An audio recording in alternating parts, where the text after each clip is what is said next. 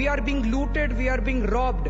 आम आदमी पार्टी को सरकार नहीं बनानी चाहिए। चर्चा सबकी चर्चा, मेरी भी तो चलनी चाहिए ना थोड़ी बहुत। Aam Aadmi Party is most corrupt party, we had lot of hope from them.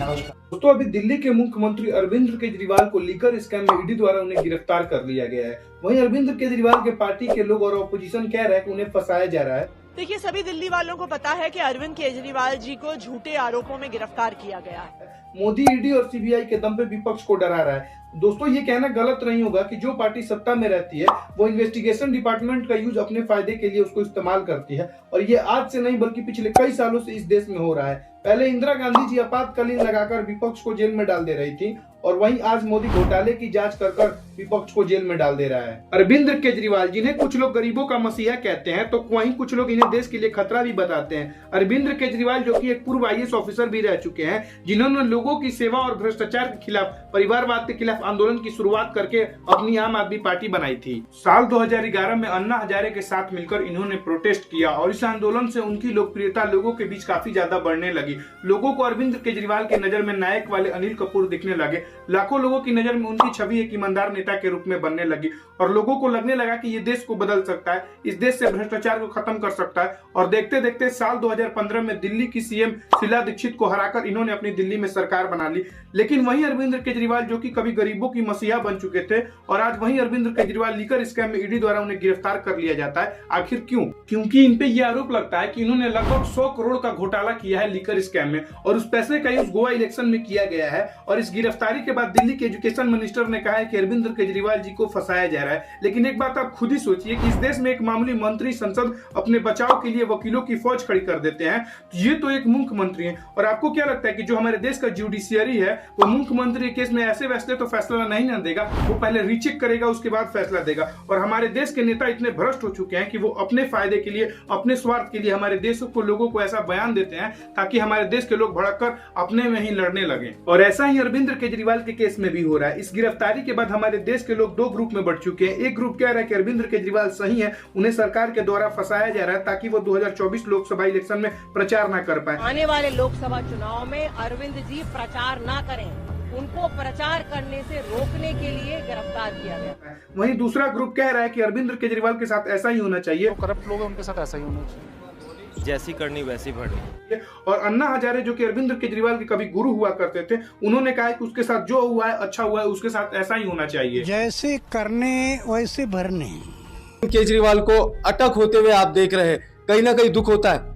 ऐसी बातों के लिए मुझे दुख नहीं होता। और हमारे देश में कुछ लोग डेमोक्रेसी के ठेकेदार बने हुए हैं, और आपको भी पता है कि उनका इशारा किस पार्टी की ओर है। लेकिन हमें निष्पक्ष रूप से ये समझना होगा कि क्या हमारे देश में डेमोक्रेसी खतरे में है। और कुछ लोग आधे अधूरे फैक्ट के ऊपर बात करके हमारे देश के लोगों का ब्रेन वॉश कर रहे हैं, लेकिन ये लोग ये नहीं बताएंगे कि अरविंद केजरीवाल शराब नीति के तहत गैर कानूनी तौर से पैसे लेकर उस पैसे का यूज गोवा इलेक्शन में किए थे। लेकिन यहाँ सवाल ये आता है कि जो इंसान कुछ सालों पहले भ्रष्टाचार के खिलाफ आंदोलन करके सरकार बनाता है, और आज वही इंसान भ्रष्टाचार के केस में अंदर हो जाता है। लेकिन मैं आपसे पूछता हूँ कि क्या अरविंद केजरीवाल एक ईमानदार नेता है? वहीं अरविंद केजरीवाल पहले कहते थे कि जिन नेताओं के ऊपर भ्रष्टाचार का आरोप लग जाता है उन्हें फौरन इस्तीफा दे देना चाहिए। आदमी पद पे रह के किसी भी इन्वेस्टिगेशन को इन्फ्लुएंस कर सकता है, वहाँ पे ये नेचुरल होता है कि सबसे पहले उसको अपने पद से इस्तीफा देना चाहिए। लेकिन वहीं अरविंद केजरीवाल आज गिरफ्तार होने के बाद भी रिजाइन नहीं दे रहे हैं, तो क्या यहाँ सवाल नहीं उठना चाहिए महोदय? और आम आदमी पार्टी के कुछ प्रवक्ता कह रहे हैं कि अरविंद केजरीवाल एक ईमानदार नेता है, उन्हें बीजेपी सरकार फंसा रही है।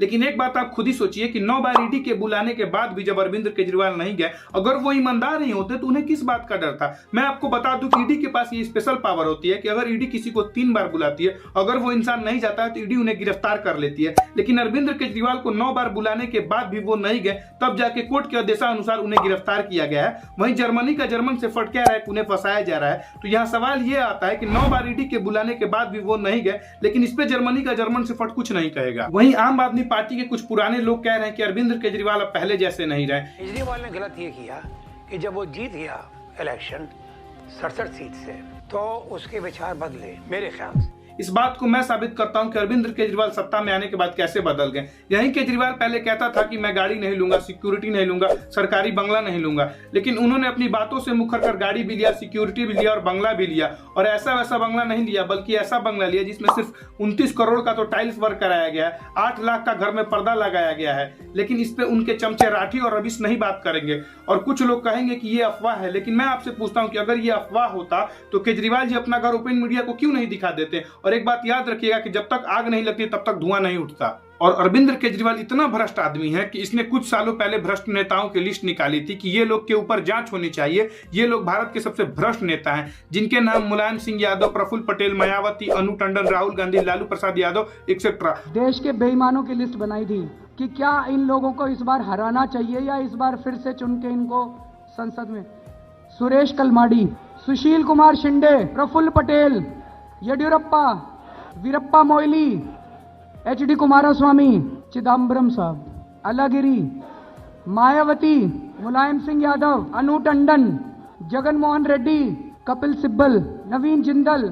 और केजरीवाल जी कहते थे कि ये लोग बेईमान हैं, लेकिन चमत्कार देखिए कि आज अरविंद केजरीवाल उन्हीं के साथ है ताकि वो सत्ता में आ सके। अब आप बताइए कि जो लोग सत्ता में आने के लिए बेईमान लोगों के साथ मिल जा रहा है वो कितना ईमानदार होगा। और ये इतना भ्रष्ट नेता है कि जो अपने बच्चों के ऊपर भी राजनीति करता है। अरविंद केजरीवाल ने अपने बच्चों की कसम खाई थी कि ना हम बीजेपी के साथ गठबंधन करेंगे और ना ही हम कांग्रेस के साथ गठबंधन करेंगे, क्योंकि ये दोनों भ्रष्ट पार्टी है। लेकिन इसने सत्ता में आने के लिए अपने बच्चों की झूठी कसम खाकर आज कांग्रेस के साथ गठबंधन कर ली। और अरविंद केजरीवाल ये भी कहता था कि हमारी पार्टी परिवारवाद के खिलाफ है, बल्कि ये कांग्रेस के परिवारवाद का विरोध करके ही सत्ता में आए थे। लेकिन आज ये अपनी पत्नी को सीएम की कुर्सी पर बैठा रहा है, तो क्या ये परिवारवाद को बढ़ावा नहीं दे रहा है। और अरविंद केजरीवाल ऐसी गंदी नाली का कीड़ा है जो सत्ता में आने के लिए देश के साथ भी गद्दारी कर सकता है। इसका भी मैं आपको प्रूफ देता हूं। अभी खालिस्तानी लीडर पन्नू ने एक वीडियो रिलीज की जिसमें पन्नू कहता है कि हमने 160 करोड़ रुपए इसको दिए थे ताकि ये खालिस्तानियों को जेल से निकाल सके। सबसे पहले आप इस वीडियो को देख लीजिए। 2014 तो लेके आज ताई $16 मिलियन खालिस्तानी पक्षी धिरां ने दिता।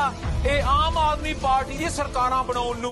अब आप ही बताइए कि जो इंसान पैसे के लिए भारत को तोड़ सकता है, पैसे के लिए आतंकवादियों का साथ दे सकता है, वो भारत का क्या विकास करेगा। लेकिन फिर भी कुछ लोग फ्री पानी और फ्री बिजली के चक्कर में इसको वोट देते हैं। अब दिल्ली के फ्री पानी का भी आप अस्तित्व देख लीजिए। दिल्ली जल बोर्ड का पानी केजरीवाल सरकार का। और इसी पार्टी के पूर्व मेंबर कुमार विश्वास ने कहा है कि ये ऐसा इंसान है जो कहता था कि या तो मैं एक स्टेट का सीएम बनूंगा या तो मैं एक स्वतंत्र देश का प्रधानमंत्री बनूंगा। ऐसे में उसने मुझे इतनी भयानक बातें बोली जो कि सबको पता है, पंजाब में सबको पता है कि एक दिन तो मुझसे कहता है कि तू चिंता मत कर, या तो मैं एक स्वतंत्र सूबे का मुख्यमंत्री बनूंगा। और मैंने कहा ये अलगाववाद 2020 का रेफरेंडम आ रहा है, पूरी दुनिया फंडिंग कर रही है ISI से लेके और बाकी अलगाववादी ग्रुप। तो कहता तो क्या हो गया, तो स्वतंत्र देश का पहला प्रधानमंत्री बनूंगा। अब आप बताइए कि जो इंसान कुर्सी के लिए देश को तोड़ सकता है, देश की एकता को तोड़ सकता है, वो हमारा क्या विकास करेगा। वैसे केजरीवाल के साथ क्या होगा ये तो कोर्ट तय करेगा, ना हम और ना आप। इसीलिए मैं आपसे कहता हूं कि फ्री के चक्कर में ना पड़ो, क्योंकि जब तक देश सुरक्षित नहीं रहेगा तब तक हम सुरक्षित नहीं रहेंगे। वैसे हमारा प्रयास कैसा लगा आप हमें कमेंट करके जरूर बताइएगा। अगर ये वीडियो अच्छी लगी हो तो वीडियो को लाइक और चैनल को सब्सक्राइब जरूर कीजिएगा। इससे हमें आपके लिए और वैल्यूएबल कंटेंट बनाने का मोटिवेशन मिलता रहता है।